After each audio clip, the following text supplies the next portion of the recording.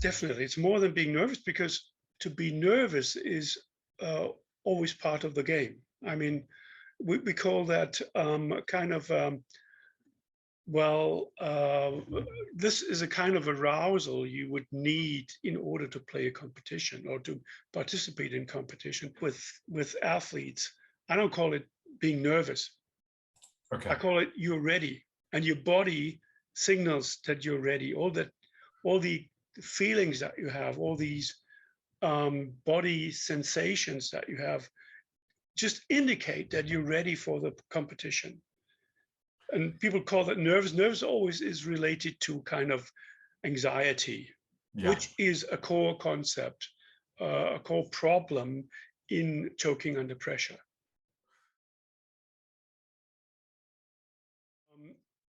Yes, I mean that's part of it, and that in fact going back in or seeing it from an evolutionary perspective, that makes you ready to fight. Okay. Ready to fight or run away, whatever, fight and flight. Yes. So it increases your adrenaline. Okay. So that's a quite natural process.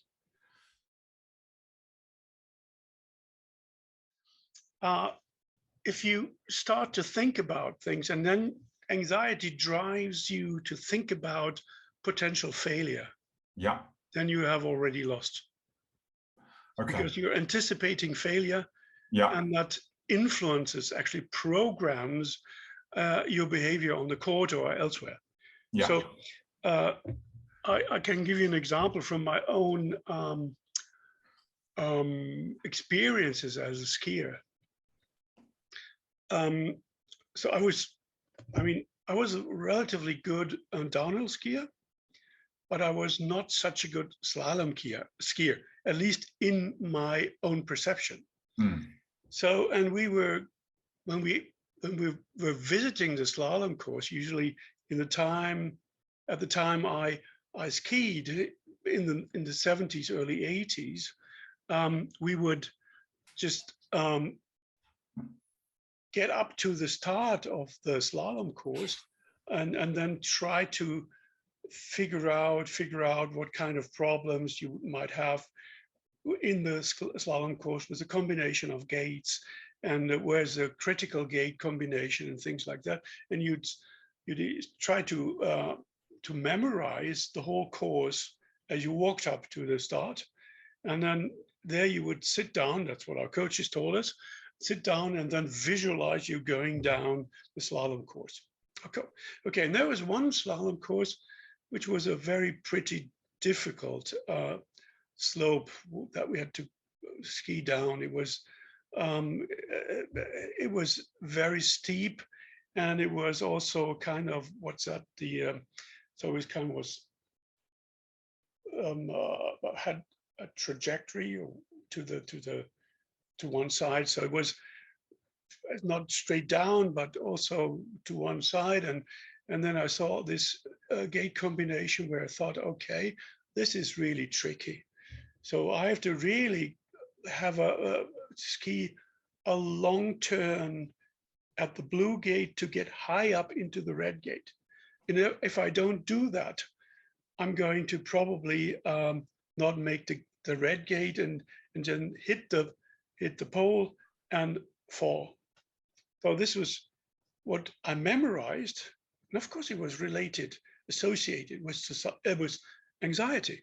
And so I was doing the visualization, and I came to this gate, and of course I didn't ski in my visualization as I intended to ski, and then hit the pole and fell. And guess what? That happened in the actual race. Okay. So I programmed myself for a fall. And this is really the problem. Once you have things like that coming up in your head, you think about it, you program yourself for failure. And so this is part of it. So this is what happens in your head is probably going to happen in reality when you're performing. So with anxiety and all these things coming up, other things that tennis players, when they're on the center court, and I remember a situation, my my wife wanted to beat me in tennis.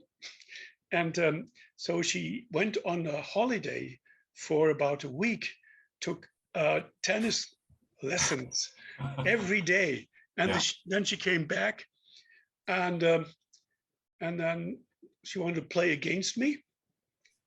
And she insisted on playing on the center court of our tennis club. Yeah. Well, it ended up in her throwing the racket. So I and you're didn't joke because I was not at all nervous. I mean, yeah. didn't mean that much to me. If she would have won, she would have won. So no problem. But well, she of course was anticipating too much Yes. and too eager to win, and this this didn't work out. And now we come to what we studied. So choking, of course, your first question, choking exists. Most of the athletes know that under pressure conditions, they're probably not able to perform up to their capacities, really up to their potential. And that's the definition of choking. So we know of the training or practice champion who is excellent when he or she practices, but is then choking in a real competition because of thinking too much about failing, and sometimes, and that's what we have addressed, thinking about how to perfectly execute the skill. So we did a long time ago, actually 17 years ago, something like that, we did a study with basketball players, basketball free throw. And we had them make their shots at the basket. And we had one group who was instructed to pay attention to what has been defined in sports psychology as the key point or node points in the execution of the skill. And we measured also with a 3D analysis system. We measured the activation of the joints in the free throw or the whole movement. And we saw in this analysis that when they were instructed to actually use these node points, focus on the node points that were verbally described, that we got an increased activation of the joint movement, the acceleration in exactly these node points, which resulted in a disruption of the smooth flow of the execution. Okay. Which in fact, instead of what the sports psychologist had said, would help them to perform better, increased the kinematic variance of the execution, which resulted in less accuracy. So this was one of the starting points where we started to analyze that. And we thought, well, verbal representations probably are not too good for the execution of whatever skill you use, motor skill. And I have been looking into neuroscience at the same time and found that neuroscientists describe a highly automated skill execution in terms of high neuroefficiency. And you can see that in their description. When you have a beginner who's learning a skill, you see a lot of neurons are activated in a kind of a network across the whole brain. And then over time, as the skill execution becomes more and more automated, the number of neurons involved is reduced. And eventually, you see, for example, in the tennis serve, you see only neurons in the prefrontal cortex being activated, of course, in the sensory motor cortex, in the motor cortex, and of course, some in the occipital cortex that has to do with spatial orientation. So initiation, that's prefrontal cortex. And then, of course, the motor and the sensory motor cortex having to do with the actual motor performance, and the occipital cortex having to do with the spatial orientation. And that was it in a highly automated execution of a skill that was successful. Now, what happens, and I have to say that Deborah Cruz found that in the United States, studying the golf putt.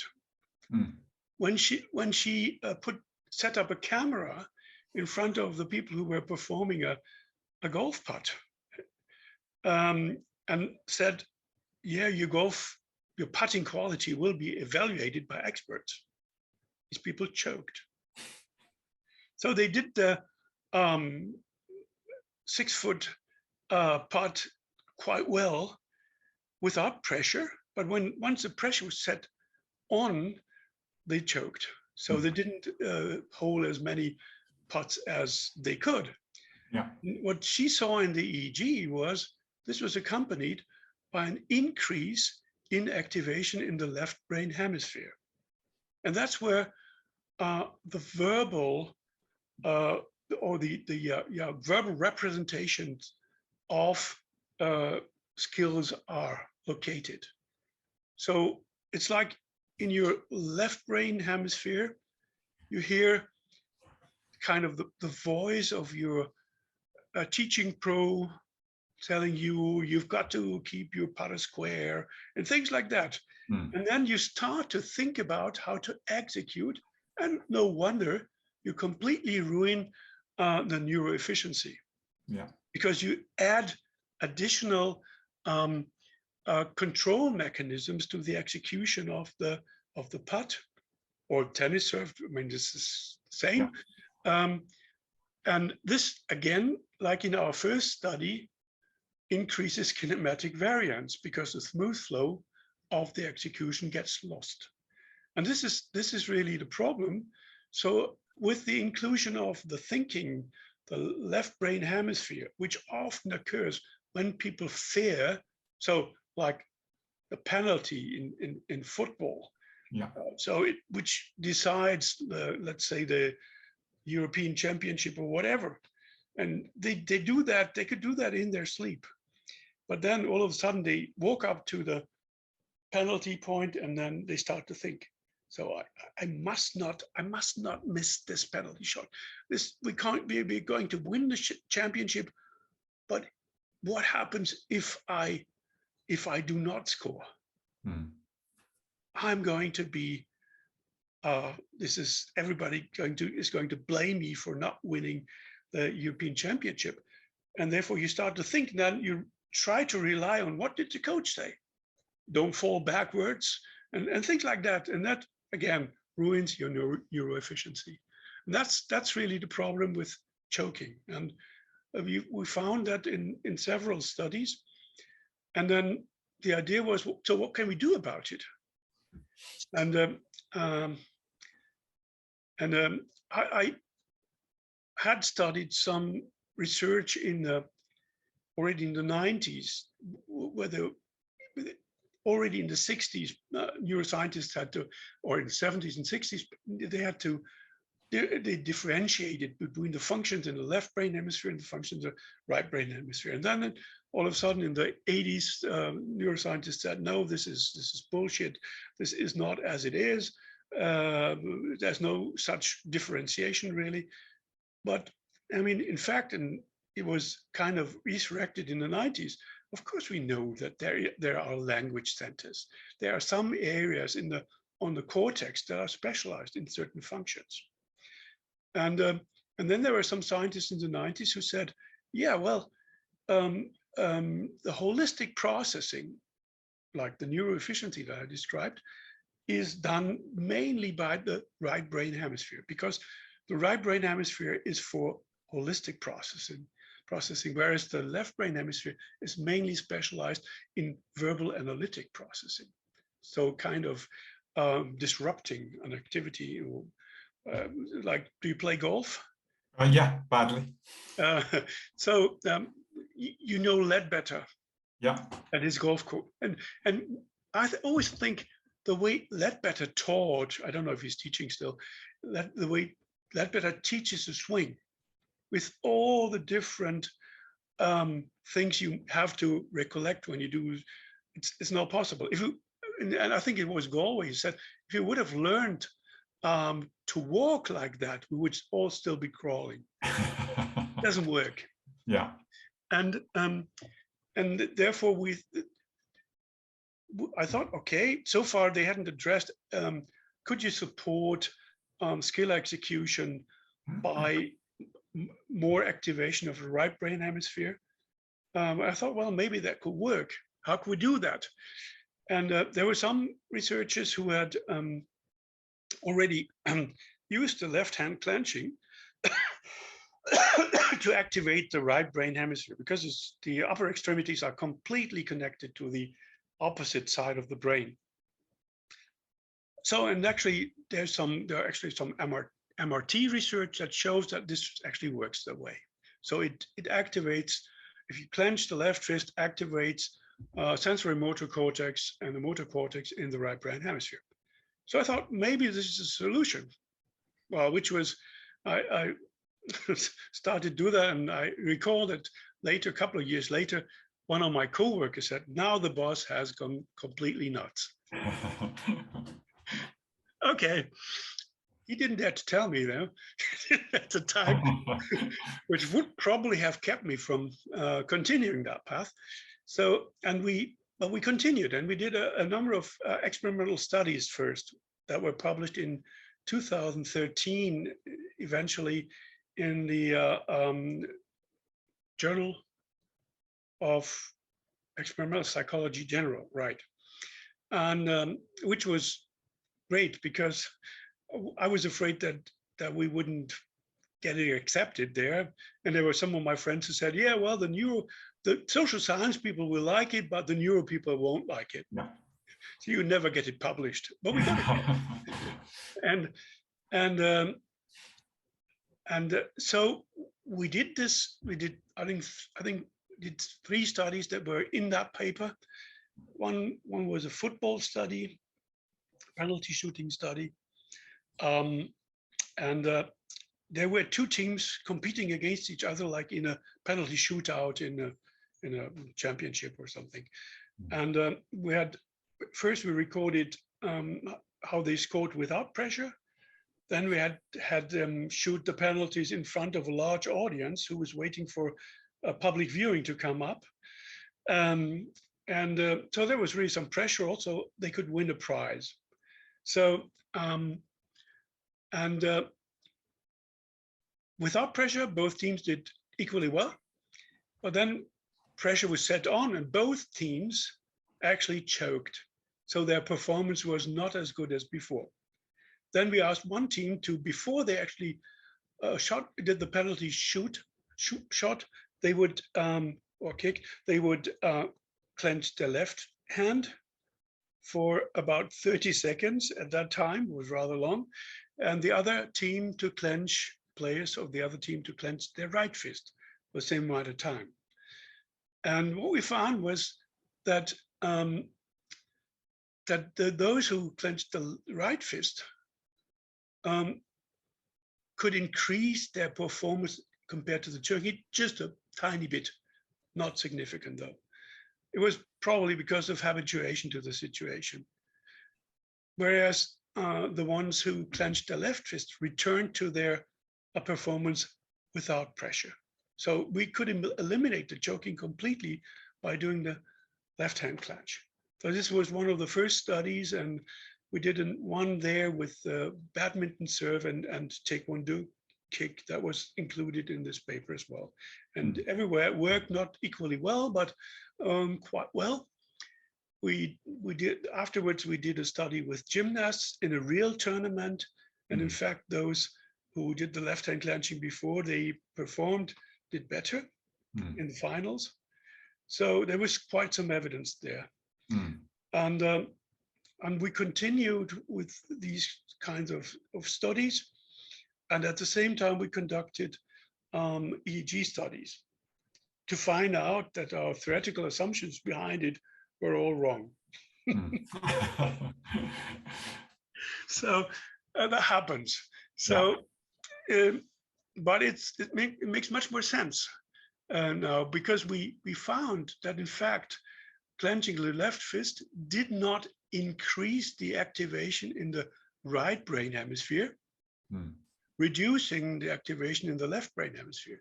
This was the original assumption. That didn't happen, which was, of course, always, I was always kind of doubtful if this could be correct, because it involves a number of additional assumptions, like there is only one activity which can be switched from one side to the other, and that's kind of unlikely.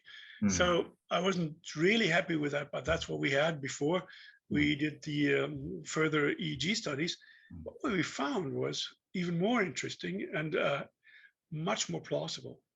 What we found is that the clenching of the left fist, first of all, increased high alpha. And high alpha in the brain is always something like a relaxation effect. So it's a relaxation effect, and that spread from the right brain hemisphere across the whole cortex, which of course meant that what was important was that the activation in the left brain hemisphere, the activation of the language center, the verbal representations, was actually eliminated, was inhibited, and that was so we refer to it as from then on, it's a kind of a reset effect. So before we have all the thoughts about how to execute, and then makes you nervous, and you have to pay attention to this, disrupting your neuroefficiency. And when you have this, I'm sorry, there's a child crawling around.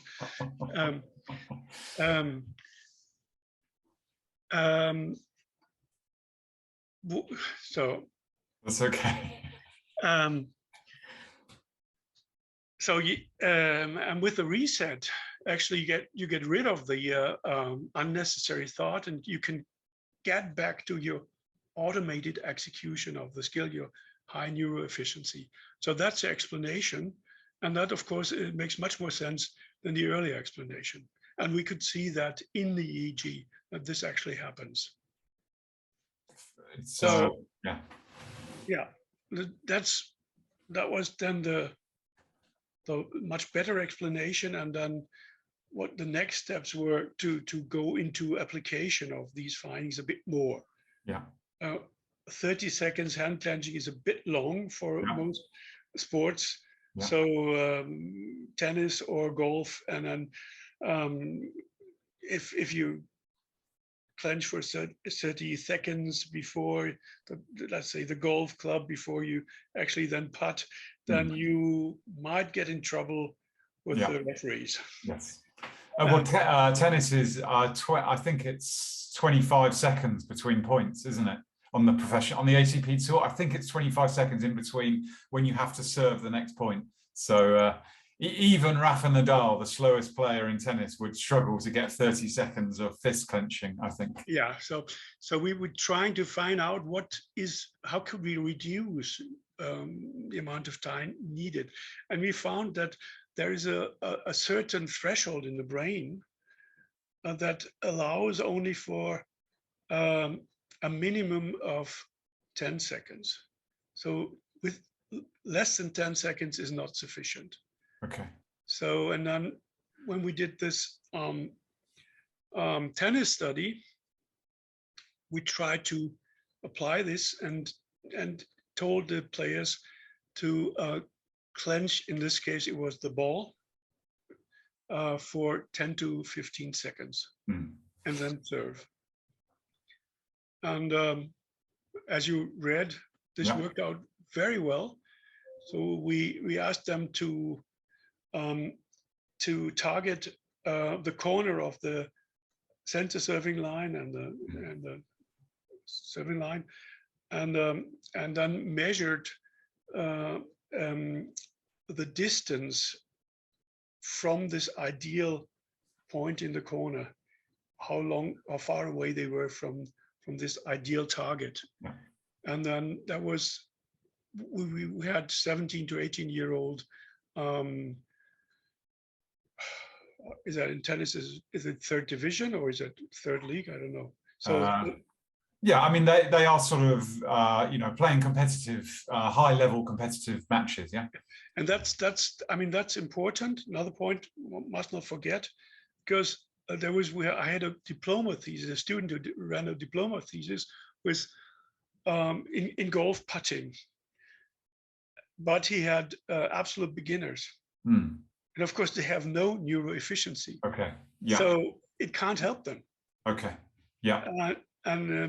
So it has to be a certain expert level. So the players need a certain expert level to experience the choking at all. So yeah. If they're not experts, they probably won't choke.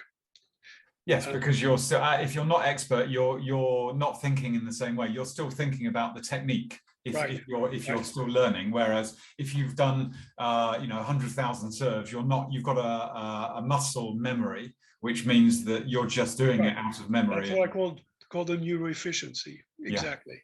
Yeah. And so it doesn't work with beginners. Okay. So no technique for beginners. Somebody wished it was, but it isn't. But beginners don't choke, like you said, so they don't need it. But they are often frustrated because they think they could do better, but they can't, because they haven't achieved the expertise they need. So especially regarding the serve. And you've said that you think this works for left-handed people using their right hand, but you don't know. We don't know. That's one of the problems. We have been asked this frequently, but we don't know. So far, we have been working with right-handers only, because the right-handers have a relative, at least more than 90% of the right-handers have relatively clear-cut organization of the brain, with the verbal representation, the language centers in the left brain temporal, so overlapping here, frontal temporal cortex.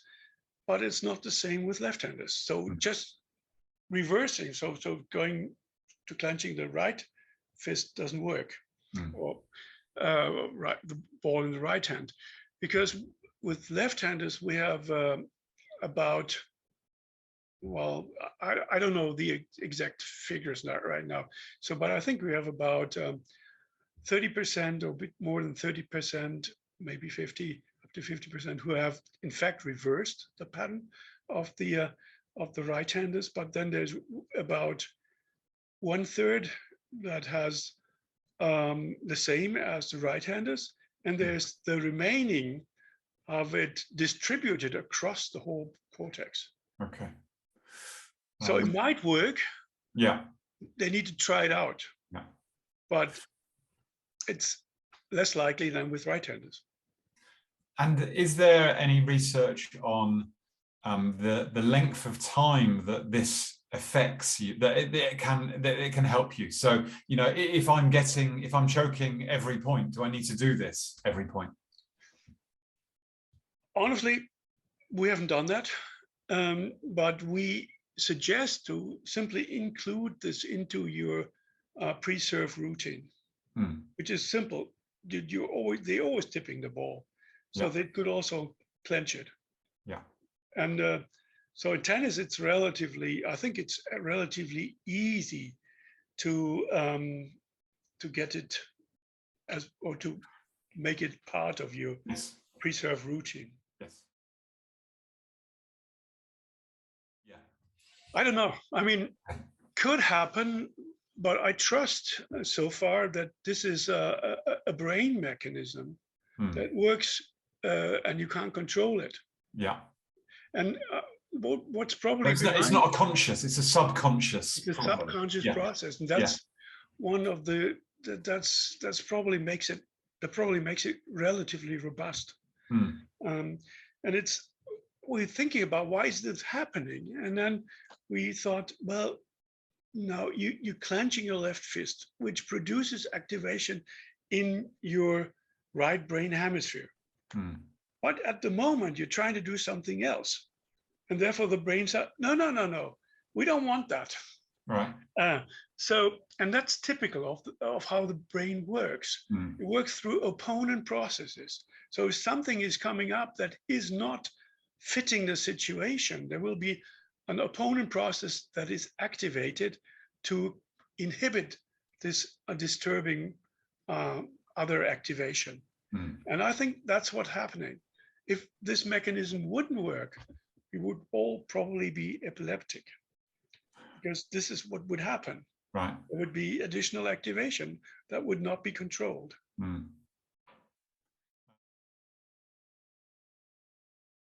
Honestly, to think about it, doesn't really come up right now. No. Well, there were a couple of athletes who have used it. For example, there was one of the best German 800-meter runners, who was in a kind of a slump, something, because of her coach. It was interesting. Her coach ruined her automated control of running. So it was, I don't know, our coaches can be so stupid. So she was very successful on a European level. So she won several races, and it was all for her. It was always like, okay, she was running, not leading until she reached the last 200 meters or something like that. And then imagine the road runner, like her legs being like wheels, and she said to herself internally, of course, beep beep, and then she dashed forward and passed the others by and won the race.